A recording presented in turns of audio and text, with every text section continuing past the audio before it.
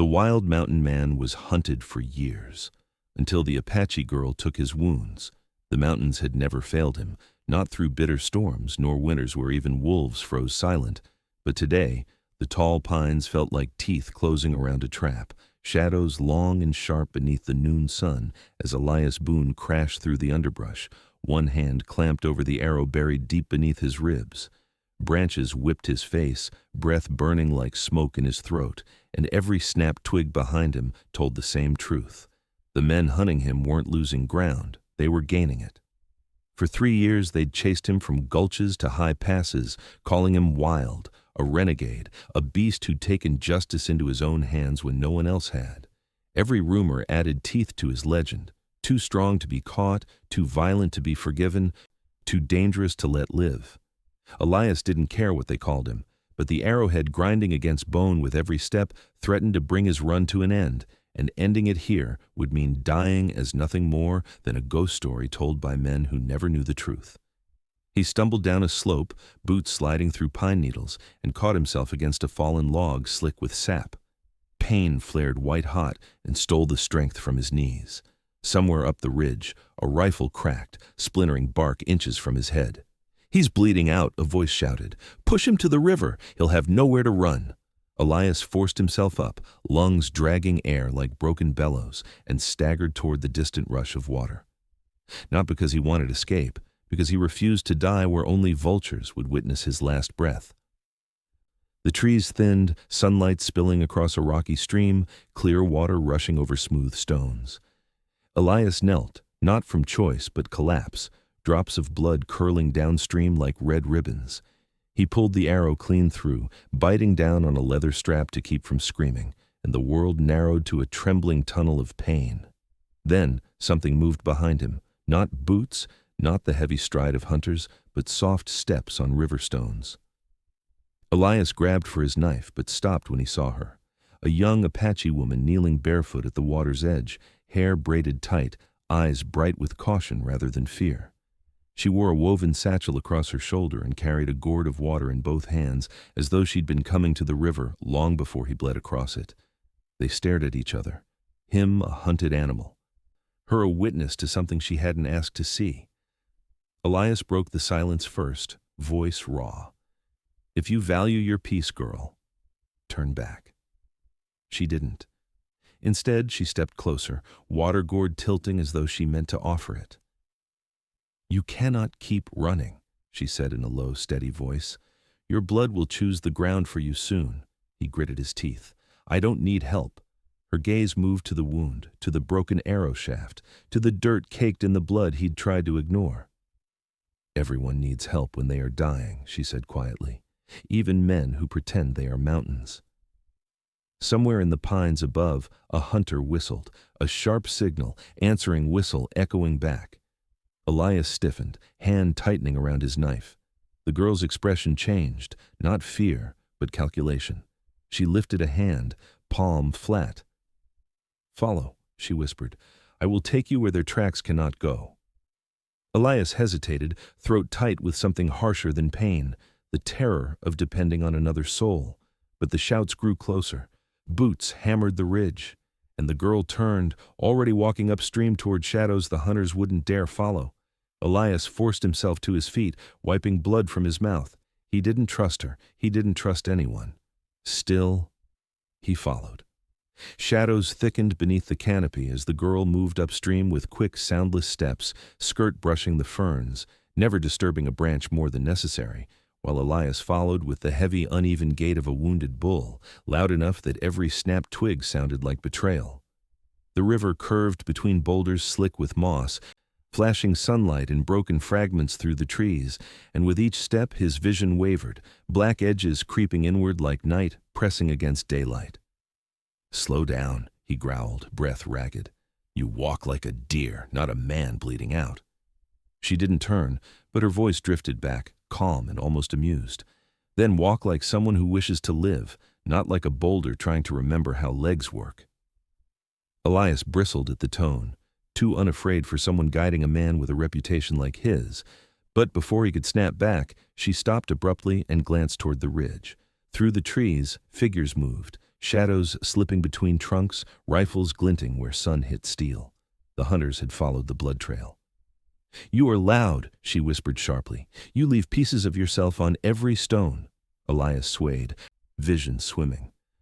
"My blood's trying to quit before I do." She lifted her gourd to his lips. "Drink." He hesitated. Trust was a currency he had long since spent to zero, but thirst clawed his throat and he drank, water running warm and metallic across his tongue. The girl watched his hands shake as he lowered the gourd. "What is your name?" she asked softly, not like someone asking out of politeness, but someone staking responsibility. Elias wiped his mouth. "People call me Boone. Some call me worse."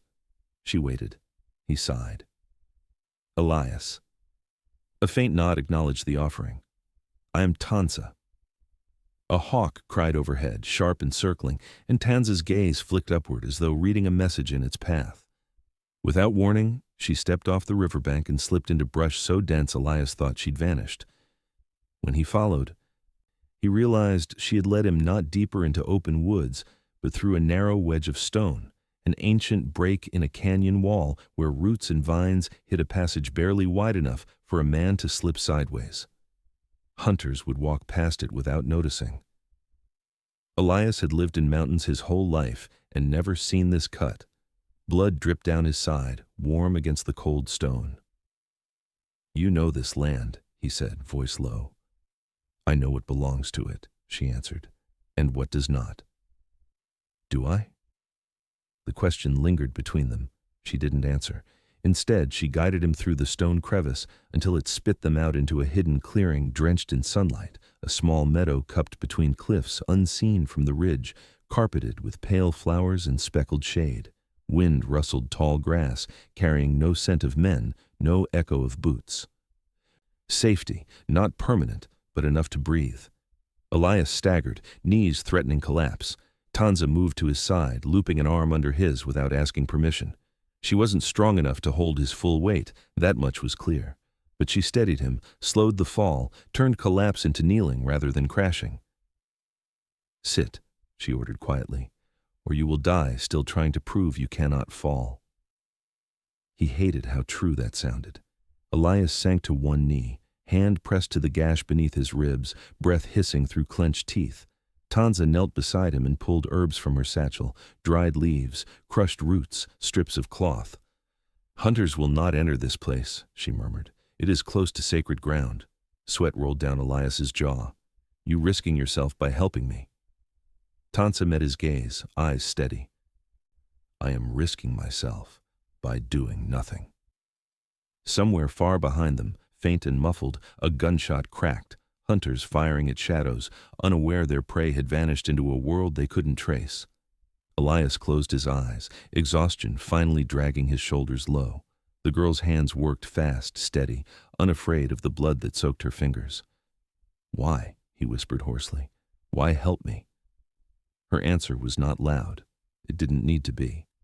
"Because wounds do not choose saints," Tansa said. "They choose the living, and you are still one of them."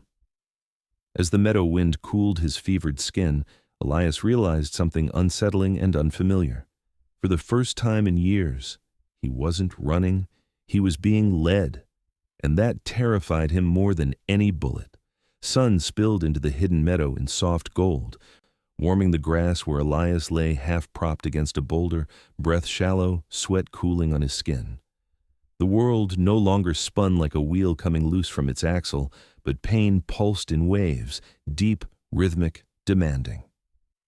Tansa knelt beside him with calm precision, rinsing her hands in a shallow stone basin she'd filled from the river, each movement deliberate, respectful, like a ritual done countless times. Elias watched her through half-lidded eyes, jaw clenched. "You patching up strays often?" he rasped. She didn't look up. "Only those who bleed on my water." He huffed a breath that might have been a laugh if it didn't tear through his ribs.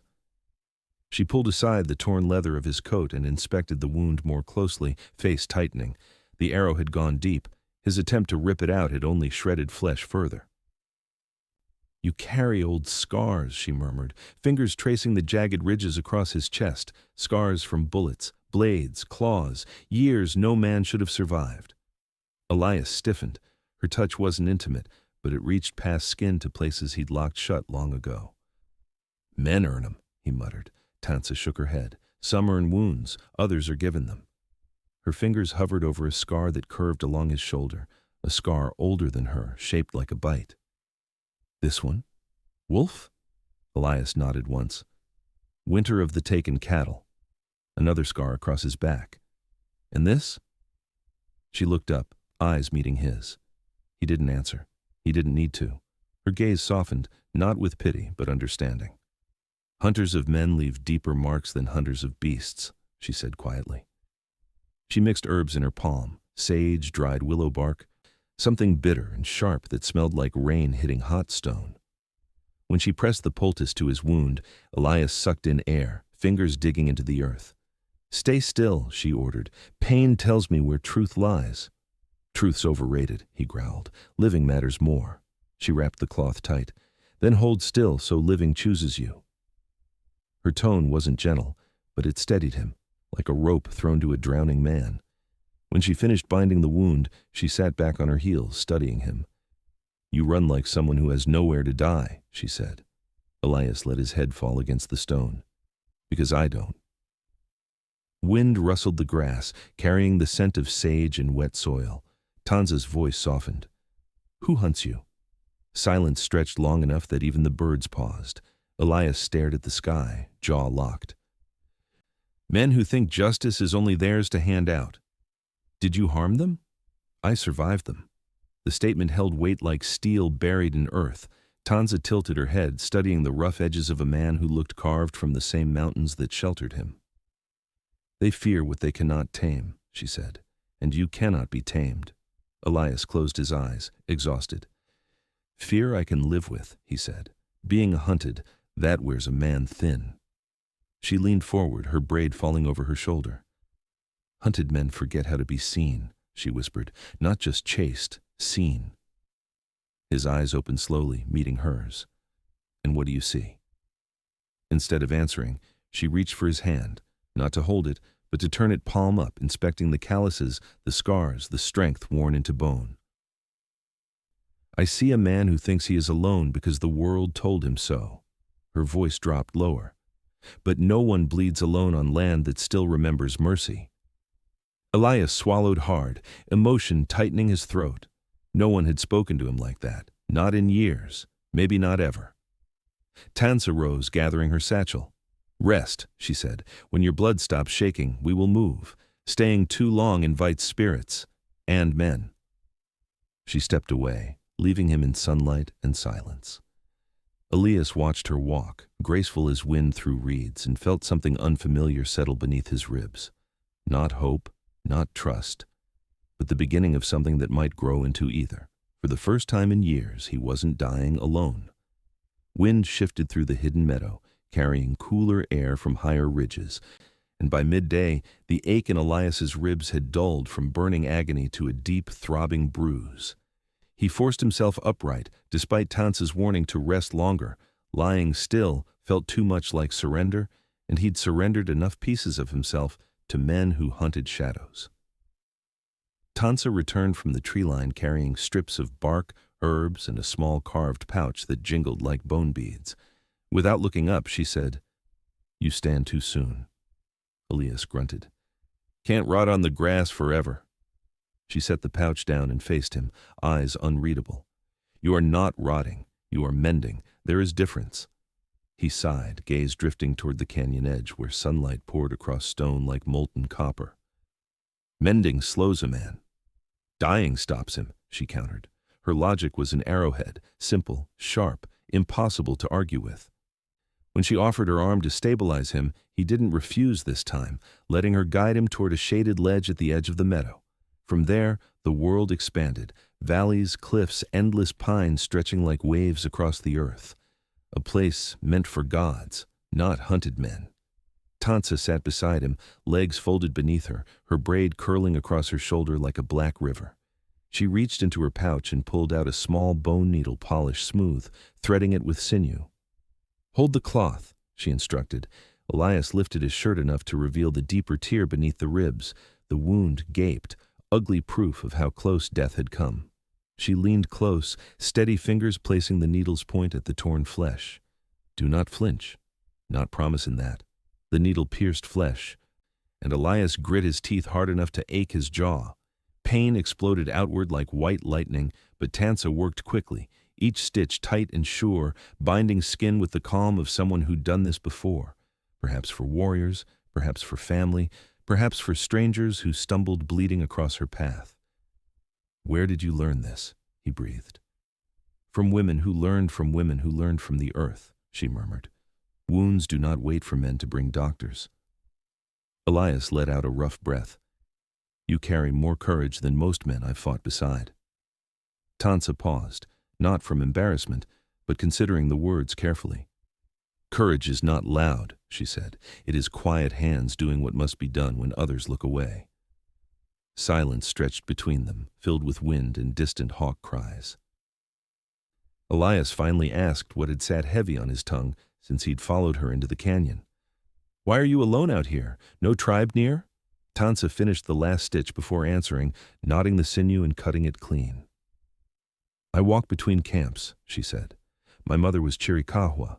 My father was taken young. I belong to my people, but I move where I am needed. Elias absorbed that. A woman belonging everywhere and nowhere, just like him. And you? She asked quietly. Who did you belong to before you became a ghost? The question hit him harder than the arrow. Elias stared at his hands, remembering another cabin, another winter, another name shouted across a canyon by men who should have stood beside him. I belonged to a patrol once, he said, men who called themselves peacekeepers. They hunted others in the name of law. Tansa's eyes flicked to his scars. And when you refused? Elias's jaw tightened. When I refused, they hunted me too. Wind rippled through the grass as though the land itself absorbed the confession. Tansa leaned back on her palms, looking not at him, but at the horizon. Sometimes the hunted are those who learn truth too early. He turned to her. And you? What truth did you learn? Her eyes softened with memory. That the world breaks people not because they are weak, but because they carry the fire to change things. Elias studied her profile, sharp, young, determined, not naive, weathered by loss he hadn't heard yet. Sounds like a burden. Sounds like purpose, she replied. They sat in silence, side by side on the ridge, neither touching, both stitched together by something deeper than blood, shared exile. When the breeze cooled and shadows stretched longer across the stone, Tansa rose, brushing dirt from her knees. We cannot stay here, she said quietly. Safety grows thin when it is found. Elias pushed himself upright, slower this time, mindful of pain. Where next? Tansa glanced toward the west, where red canyon walls glowed like embers under the sun. To a place that remembers why hunters fear what they chase. He nodded, trusting her path more than his own. She took the lead again, steps sure and silent. Elias followed, not because he was weak, but because for the first time in years, he wasn't walking alone. By late afternoon, the light shifted from golden to pale. The kind of sharp daylight that made every pine needle gleam like glass and every shadow cut clean against stone. Elias moved with more stability now, though each step tugged at the fresh stitches beneath his ribs, pain flaring like a warning not to forget what his body still owed. Tansa led the way up a narrow ridge path carved by centuries of wind, her steps silent, braid swaying against her back as she guided them between crooked junipers and sandstone outcrops. Elias kept watch behind them, gaze sweeping the slopes and open sky out of habit, eyes trained to recognize the wrong kind of movement, circling vultures, unnatural breaks in the brush, the glint of metal where metal shouldn't be. The mountains felt too still. Stillness meant preparation. Stillness meant eyes watching. Tansa paused near a stone outcropping shaped like a broken spearhead and lifted her chin to the wind, listening. Elias waited, one hand hovering near the handle of his knife. Speak plain, he murmured. Wind carries news, she said softly. There are horses near, not wild. Elias's jaw tightened. They tracked us. No. She pointed toward the canyon mouth. They wait. He scanned the ridges below, and sure enough, 3 riders sat motionless against a lower slope, horses angled like wolves waiting outside a den. They hadn't followed into the sacred cut, they'd circled ahead to choke the exit. Smart men. Dangerous men. The kind who had hunted him before. Elias shifted his weight, heat rising beneath his skin, not panic but the familiar coil of survival sharpening every heartbeat. "They think they know the path," he muttered. "They think they know you," Tansa corrected. She crouched in the dust, drawing a quick circle with a thin line marking the canyon walls. It wasn't a strategy as much as a map, an understanding laid bare. "If you go straight," she said, tapping the gap where the riders waited, "you bleed again, maybe worse." Elias lowered himself beside her, ribs aching as he balanced on one knee. "Can't hide forever." "Not hiding," she said, choosing where to stand. He studied the riders below, restless silhouettes against the rock.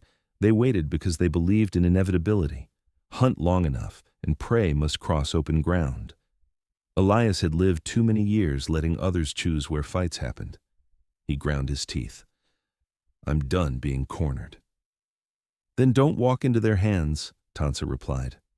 She reached into her satchel and produced a coil of sinew rope, small but tightly wound, along with a palm-sized carved token etched with symbols. Elias frowned. "What's that?" "Something that speaks louder than steel where we are going," she said. "Your hunters will not follow if they see it." He studied the symbol, shapes that evoked river stones, mountain spirits, ancestors who walked before. Tansa met his gaze. "You carry this," she said, "not as a disguise, as truth. You bleed on our land. That makes your life part of its story." Elias froze, thrown off balance not by the gesture, but by the weight of it. Men had offered him weapons, money, horses, vengeance, never belonging. "I ain't part of any tribe," he muttered, voice rough. "I barely belong to myself." Tansa stood, dusting her hands. "Belonging is not claimed. It is honored." Before he could answer, distant voices rose, sharp, mocking shouts drifting from below. One rider called out, voice echoing off the cliffs. "Boone, we know you're up there. One way out. You can't hide behind some squaw and her herbs forever." Elias's blood went cold, but Tansa didn't flinch. She stepped forward and shouted back, voice ringing like flint striking steel, "There is no honor in hunting a wounded man."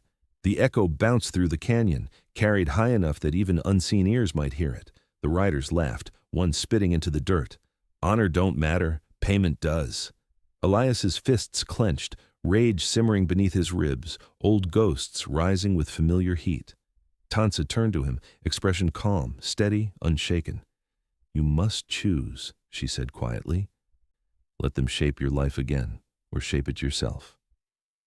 Her words struck deeper than any weapon. Elias shifted his grip on his knife, his breath slow and heavy. He didn't want to run. He didn't want to bleed. But most of all, he didn't want to live another year reacting to men who never deserved the power to define him. He nodded once. "We move, not toward them, through land they can't touch." Tansa's eyes softened with approval. "Good." As they slipped into a hidden switchback path that curved toward Red Canyon Stone, Elias looked back one last time. The riders waited with rifles ready, convinced of victory. Let them wait. This time, he wouldn't meet death where they wanted. He'd meet life where he chose. The Red Canyon rose around them like ancient walls, sandstone towering high and sun-baked, streaked with the colors of iron and old fire. Wind tunneled through narrow passages, carrying birdsong from somewhere unseen, and the air felt different here, older, quieter, as though the land itself held its breath. Elias followed Tansa deeper into the canyon, their boots whispering across sun-warmed rock, shadows shifting with every turn. Pain tugged at his ribs, but the wound felt cleaner now, stitched tight, held together by more than just sinew, held by someone's hands who cared whether he kept breathing. The path widened suddenly into a shallow basin ringed with scrub oak and clusters of pale wildflowers. A thin creek cut through the stone, glinting silver in full daylight. Tansa knelt at the water's edge and rinsed her hands again, as though washing away not just blood, but something heavier. Elias sank to a smooth boulder and let out a slow breath. "Why here?" he asked. Because this canyon remembers stories, she said, fingers trailing through the water, and stories protect those who carry them. Elias frowned. I don't carry much worth protectin'. Tansa looked up sharply. Your scars say otherwise. She reached into her satchel again, pulling dried herbs wrapped in cloth, then a small knife shaped from black volcanic stone. Sharp, ceremonial, nothing like a weapon men carried. Elias stiffened. If that's for me, you should know I'm all stitched up already. It is not for cutting flesh, she said. It cuts lies people tell themselves. He blinked. Don't think I need help with that. Tansa stood, stepping close enough that he could see flecks of gold in her dark eyes. You think that because you cannot feel the lies anymore. They've settled into you like old bones. Elias opened his mouth to argue, but she was already moving, lifting his shirt, checking the stitches, pressing gently around the wound. Pain flared, but less sharply than before. You heal. Slowly, he muttered. Slow enough to remember what hurt you, she said. Good. Her hands paused on his ribs. Now tell me why they hunt you. Elias stared past her, eyes fixed on the canyon walls, stratified layers of time, each one holding a year he wished he could forget. I fought with men who called themselves peacekeepers, he said. They burned villages, hanged boys for stealing bread, shot women for running from men who hit them, called it law. Tansa's expression did not change, but something in her shoulders tightened. And you? I stopped them, Elias said, voice gravel rough. And when I walked away, they put a price on my head. Said I turned outlaw. Tansa stepped back, letting the truth settle between them like dust. You carry wounds that were meant for others, she whispered. That makes men afraid. Afraid men chase what they fear. Elias looked down at his hands, scarred, calloused, shaking not from pain but from the memory of being cornered again and again in places where justice should have lived. I ain't looking to be anyone's hero, he muttered. Heroes die for crowds that forget 'em. Tansa sank to the rock beside him, folding her legs beneath her. Then do not be a hero, she said. Be a man who refuses to let evil decide who he is. Silence curled around them like smoke. The canyon walls warmed in the sunlight, throwing gold light across Tansa's face and making her look more like something carved from earth than flesh. Elias exhaled slowly. And you? He asked. Why tend to someone hunted by your enemies? Tansa dipped her fingers into the creek, wetting a cloth before placing it against his throat where heat pulsed. Because my people know this land remembers those who fight for its children, she said simply, even if their names are cursed by men. Elias swallowed, something tight and painful rising beneath his sternum, something close to being seen. Before he could speak, a distant echo cracked through the canyon, not a gunshot, a horn, a signal. Tansa's head snapped up, braid swinging. Hunters move again, she murmured. Elias pushed himself upright. Coming here? Not yet, she said. They circle, searching for the path we took. Elias clenched his fists. I can't keep running, not forever. Tansa stepped closer, voice low and sure. Then stop running. Walk forward. To what? To the place where truth meets them in daylight. Elias held her gaze, breath unsteady, wound throbbing with every heartbeat. The canyon wind whispered through the stones like ancient voices calling both of them into something larger than survival. For the first time in years, Elias didn't feel hunted. He felt chosen. Clouds drifted over the canyon like slow herds, shadows gliding across red stone as Elias followed Tansa through a twisting trail carved by ancient floods, the kind only someone born to the land would know. The wind carried grit across their boots, and though his wound held firm beneath the stitches, every step reminded him how close death had walked beside him just hours ago. Tansa paused beside a narrow ledge where the canyon dropped into a basin of wind-shaped pillars, each stone rising like a sentinel. We wait here, she said. Elias scanned the rocks below. Not much cover. Cover's a cage, she replied. Here, the land sees us. He huffed. You speak like a spirit. You speak like a man hiding behind muscle, she countered. Before he could answer, a distant rumble of hooves echoed through the canyon. Elias stiffened, hand hovering near the knife strapped across his chest. The riders emerged moments later, 4 men on horseback, weapons drawn, eyes narrowed against the sun. They slowed when they spotted Elias, silhouettes sharp against the pale stone. The lead hunter, broad-shouldered, jacket dusted with badges from towns Elias tried to forget, raised his rifle and called up, "Boone, you're worth more alive, but I don't mind carrying what's left." Elias's pulse steadied. He'd been chased half his life, but this time something had changed, not in them, in him. Tansa stepped forward until she stood beside him on the ledge, feet planted, gaze unshaken. The lead hunter squinted, scoffing. "You got yourself a desert guide," he shouted. "Won't help. We got orders from men who ride higher than your conscience." "Then they ought to face me themselves," Elias replied, voice dropping into something low and dangerous.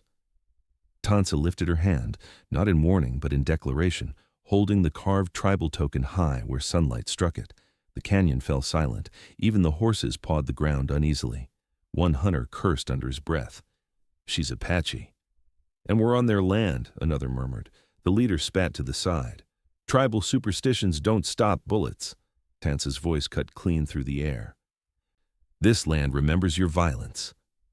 The hunters shifted, suddenly less sure of their footing. Elias stepped forward, shoulders squared, voice steady as bedrock. "I'm done running. If you want me, walk up here and look me in the eye." The lead hunter hesitated, just long enough to betray fear, then dismounted, boots crunching across gravel as he climbed. His men followed slowly, watches drawn tight by the presence of tribal ground beneath their heels. When the leader reached the base of the ledge, Elias descended halfway to meet him, leaving Tansa above like a witness carved into the canyon wall. "Why?" Elias demanded. "Why chase me? Why now?" The man's lip curled. "Because men like you make cowards feel small. They want you gone so the world feels orderly again." Elias's jaw clenched. "I don't owe your world a damn thing." The hunter raised his rifle, but the shot never came. Tansa stepped to the ledge edge and dropped a single polished stone. It landed between them, sharp as a blade. The hunters froze. Elias stared. The stone wasn't a threat, it was a sign, a boundary, a line drawn by ancestors who didn't need guns. Tansa spoke, voice echoing through the canyon. "Cross that stone and face the spirits of this land, not just the man you hunt." The wind howled suddenly, funneling through the cliffs in a mournful wail that made even the horses rear.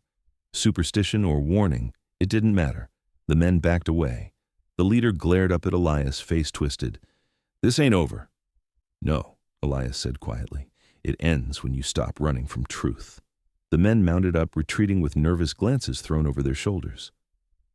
When they disappeared beyond the ridge, Elias exhaled, muscles trembling with the power he hadn't meant to summon. He looked up at Tansa. "You protected me." She shook her head. "I stood beside you. You protected yourself." He stared at her a long moment, chest tight with the strange weight of being defended, not by violence, but by someone who believed in his right to live. "What do we do now?" he murmured. Tansa turned toward the canyon's deeper paths. "We go where stories become judgments," she said. "Then your hunters will have to face more than rumors." Elias followed, heart steadying into something new. Not prey, not fugitive. A man walking toward truth instead of away from it. By the time the sun dipped toward the canyon's western ridge, the light softened into a pale copper glow that painted the stone walls like fire held just beneath the surface. Elias followed Tansa deeper into the winding corridors of rock, the echo of hooves behind them fading until even memory couldn't track their direction. Wind carried the scent of sage and smoke, not campfire smoke, but ceremonial, the kind that clung to the air like prayer. Tansa slowed as they reached a natural amphitheater formed by a circle of towering red monoliths, each etched with weathered carvings half swallowed by time. The place felt ancient, not abandoned, like the earth itself kept watch. Elias stopped at the edge, suddenly aware that his boots and breath did not belong here without invitation. Tansa stepped ahead, shoulders squared, posture shifting from wanderer to someone stepping into lineage. A small group waited at the far end, 4 elders seated on low stones, wrapped in woven blankets, faces lined with wisdom rather than age. 2 warriors stood beside them, spears grounded, not with threat, but presence. Elias's pulse pounded. He had faced rifles, knives, wolves, and storms, but walking into judgment where truth, not force, decided his fate felt like stepping onto ice over deep water. Tansa approached the elders first, bowing her head with respect that was not submission, but reverence. "He bleeds on our land," she said in Apache, voice steady. "I stitched his flesh. Now I bring his story." The eldest woman lifted her chin, eyes sharp as obsidian. "A man hunted is not always a man guilty." Another elder, a broad-shouldered man with hair white as river foam, narrowed his gaze at Elias. "But a man who leaves blood on sacred ground must answer why it was spilled." Tansa gestured, inviting Elias forward. He stepped into the circle, feeling heat rise up his spine, not from shame, but from the weight of being seen fully for the first time in years. The elders watched him not like judges searching for flaws, but like guardians measuring a man's spirit. One asked, "Do you carry violence?" Elias looked down at his hands, scarred and calloused. "I carry what others forced into them." Another asked, "Do you run from justice?" His voice came rough, low. "I ran from men who called their cruelty law." Silence followed, heavy, honest. Then Tansa stepped beside him, not speaking for him, not shielding him, simply standing where her presence meant alignment. "His hunters follow coins, not truth," she said softly. "He refuses their lie." The eldest woman studied Elias's face long enough that he felt flayed open. "You remind me of a winter wolf," she said. "Hunted for hunger it never caused." Elias swallowed hard. "I never wanted to be hunted," he murmured, "just left alone." The white-haired elder leaned forward. "A man who seeks only silence learns nothing. A man who seeks purpose learns where to bleed and where to stand." Elias met his gaze. "I don't know what I seek." "Then begin with this," the elder replied. "Stop running from your story. Walk toward it." A warrior stepped forward and placed a small carved token in Tansa's palm, a symbol different from the one she carried before. She turned to Elias and pressed it against his chest right above the stitches. "You carry this now," she said. "It says your life passed through hands that chose mercy.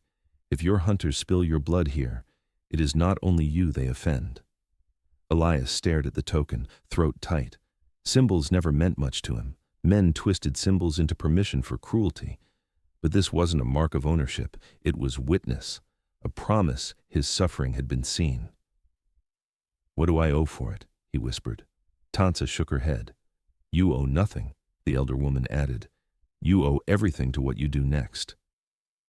A distant echo, a gunshot, broke across the canyon, carried on wind like thunder. The warriors lifted their heads, listening. The hunters were close again. Elias turned toward the sound, a spark of resolve rising beneath his ribs. For the first time in years, he didn't think about fleeing. He thought about finishing something. Tansa stepped beside him. "They come," she said. He nodded once. "Then let them see me with eyes open this time." The elders did not rise, did not fear. They simply watched him stand, watched him choose. And as he stepped out of the sacred circle, Elias realized this chapter wasn't just about survival. It was about stepping out of being a hunted ghost and back into being a man. "I'm done running," he murmured. The canyon wind answered like approval. Dawn came like a blade slipped between shadows, the canyon walls glowing pale rose while a cold wind swept loose sand across the rock. Elias stood at the mouth of the sacred amphitheater with the carved token pressed against his chest beneath his shirt, its edges warm from skin and movement, its meaning heavy as an oath. Tansa stood a few steps behind him, not guarding, not pushing, simply present. Her silence, a thread tying him to something larger than his own pain. Below, through a notch in the cliffs, the hunters appeared again, this time fewer, riding hard and tight, driven not just by coin, but by wounded pride. The leader raised his rifle at the ridge, breath smoking in the cool air. "Boone, this ends now. Either you come down or we drag your body back." His voice echoed off stone like a bad prayer. Elias didn't flinch. The part of him that once wanted to vanish into wilderness felt still, quiet, like a fire finally burning clean. He stepped forward to the edge and called down. "You had your chance to take me when I was bleeding in the dirt. You waited until I healed before showing courage." The men muttered among themselves. The leader spat. We don't need courage, we got orders.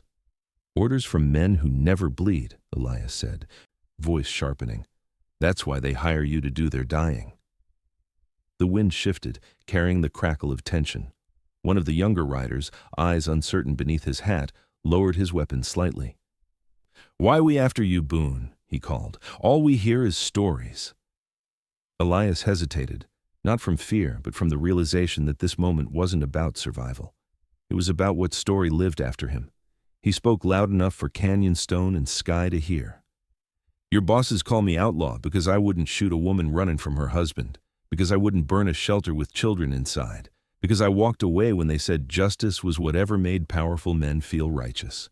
The younger rider's jaw clenched hard, doubt carving his features, but the leader snarled, Don't listen, he's a murderer.